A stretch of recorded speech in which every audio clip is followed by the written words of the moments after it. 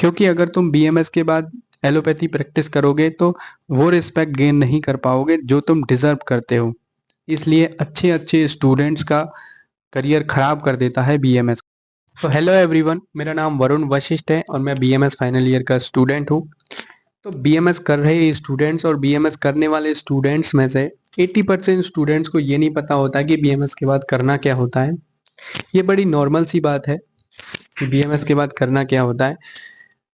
Maximum students BMS इसलिए करते हैं क्योंकि उनके नाम के आगे डॉक्टर लगने वाला होता है, या फिर एमबीबीएस में सेलेक्ट ना होने के कारण बीएमएस चूज किया जाता है। अगर आप इस कारण से बीएमएस चूज कर रहे हो तो बीएमएस बिल्कुल मत करना, क्योंकि मैं ऑनेस्टली ये बता रहा हूँ कि बीएमएस के अंदर बहुत लिमिटेड स्कोप है, बहुत लिमिटेड स्पॉट हैं जिनमें आप करियर बना सकते हो। देखो, बीएमएस स्टूडेंट्स की सबसे बड़ी परेशानी ये है कि उनको संस्कृत पढ़नी पड़ती है और श्लोक याद करने पड़ते हैं। ऑनेस्टली मैं बात करूं तो बीएमएस में एडमिशन लेने से पहले मुझे भी नहीं पता था कि इतने सारे श्लोक याद करने पड़ेंगे, इतने सारे श्लोक रटने पड़ेंगे, संस्कृत पढ़नी पड़ेगी। बीएमएस के अंदर रहकर मुझे ये पता चला कि अगर आप श्लोक याद नहीं करते हो, श्लोक रट के नहीं जाते हो, तो यूनिवर्सिटी एग्जाम्स में आपको बिल्कुल भी मार्क्स नहीं मिलते। वाइवा में आपको श्लोक को ही प्रेफरेंस देना होता है, बिना श्लोक के वाइवा में भी मार्क्स नहीं मिलते। दोस्त, बीएमएस के अंदर कहने के लिए मॉडर्न सब्जेक्ट है, आप एनाटॉमी, फिजियोलॉजी, पैथोलॉजी ये वगैरह पढ़ते हो, ये बात अलग है। लेकिन जब यूनिवर्सिटी एग्जाम में क्वेश्चंस आते हैं उसमें 60 या से 70% आपको आयुर्वेद क्वेश्चंस के आंसर देने होते हैं, केवल 30 से 40% आपको मॉडर्न पूछा जाता है, और मॉडर्न में भी आपको बेसिक पूछा जाता है। इसलिए बीएमएस स्टूडेंट्स की मॉडर्न जो पार्ट होता है वो बहुत वीक रह जाता है, और मॉडर्न पार्ट वीक होने से आप क्लिनिक की प्रैक्टिस बिल्कुल नहीं कर पाते हो, क्लिनिकल आपका वीक रह जाता है। एमबीबीएस की मैं बात करूं तो एमबीबीएस के बाद प्राइवेट हॉस्पिटल्स में प्रैक्टिस करने से अच्छा सैलरी मिलता है और स्टेबल जॉब मिलती है। बीएमएस में ऐसा बिल्कुल भी नहीं है। और अगर आप ये सोच रहे हो कि एमबीबीएस की तरह बीएमएस में भी स्टेबल जॉब मिलती है, जैसे एमबीबीएस के बाद अच्छी सैलरी के साथ जॉब मिलती है, वैसा बीएमएस में बिल्कुल नहीं है, ये सोचना भी मत। प्राइवेट हॉस्पिटल्स में, एलोपैथिक हॉस्पिटल्स में बीएमएस स्टूडेंट्स की या बीएमएस डॉक्टर्स की सैलरी केवल 25,000 से 30,000 है, with no respect, no values. तो केवल ये सोचकर बीएमएस मत करना कि एमबीबीएस की तरह स्टेबल जॉब मिल जाएगी। बीएमएस में ऐसा बिल्कुल नहीं है। बीएमएस के बाद स्ट्रगल ही स्ट्रगल है। अब तो नेक्स्ट एग्जाम भी देना होगा। नेक्स्ट एग्जाम के बाद आप क्लिनिक भी ओपन करोगे तो उसका अलग स्ट्रगल है। अगर आप बीएमएस के बाद पीजी करते हो, एमएस एमडी करते हो, उसके बाद टीचिंग लाइन है और फार्मेसी में जॉब है, या फिर आप एमओ की तैयारी कर सकते हो। ये गिने चुने स्पॉट हैं जिन पे आप करियर बना सकते हो, वेलनेस रिजॉर्ट्स खोल सकते हो।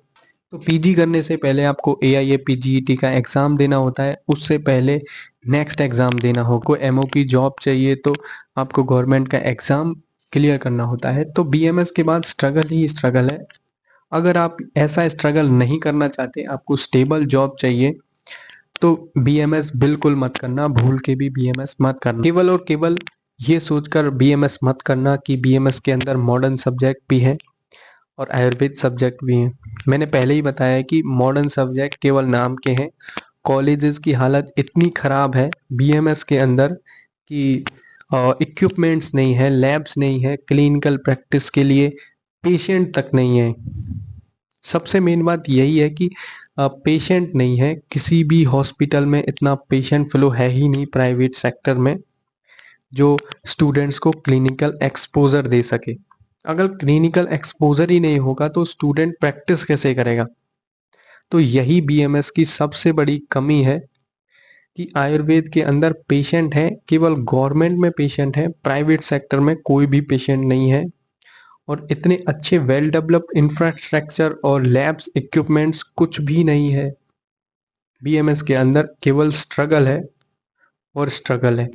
अगर आप ये स्ट्रगल नहीं कर सकते, ये स्ट्रगल को फाइट नहीं कर सकते, तो बीएमएस बिल्कुल मत करना। बीएमएस के अंदर केवल और केवल स्ट्रगल है। और अगर आप ये सोच रहे हो कि बीएमएस के बाद एलोपैथी प्रैक्टिस कर लेंगे, तो ये आप बिल्कुल गलत सोच रहे हो, क्योंकि एलोपैथिक हॉस्पिटल प्रेफर ही नहीं करते बीएमएस स्टूडेंट्स को। पहले तो अगर कहीं प्रेफर भी किया तो उसकी सैलरी 25 से 30 हजार तक होगी, पहले भी बता चुका हूँ। With no respect, no values, with no stability. इसलिए मैं बार बार कह रहा हूँ कि बीएमएस बिल्कुल मत करना अगर आपको स्टेबिलिटी चाहिए। स्टेबिलिटी बीएमएस के अंदर है, लेकिन वो बहुत टाइम के बाद आती है। जैसे क्लिनिक्स में आपको स्टेबिलिटी मिल सकती है, जब आप क्लिनिक ओपन करते हो तो उसके बाद बहुत समय लगता है उसमें स्टेबिलिटी गेन करने के लिए। पेशेंट का ट्रस्ट बिल्ड करना होता है, उसमें बहुत टाइम लगता है।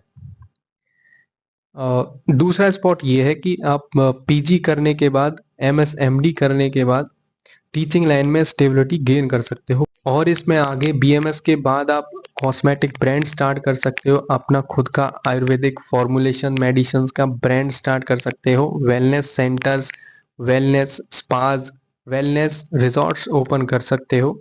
इसके बाद आप मेडिकल ऑफिसर भी बन सकते हो। मेडिकल ऑफिसर में काफ़ी स्टेबिलिटी है, स्टाइपेंड के साथ साथ आपको अच्छी खासी सैलरी भी मिलती है।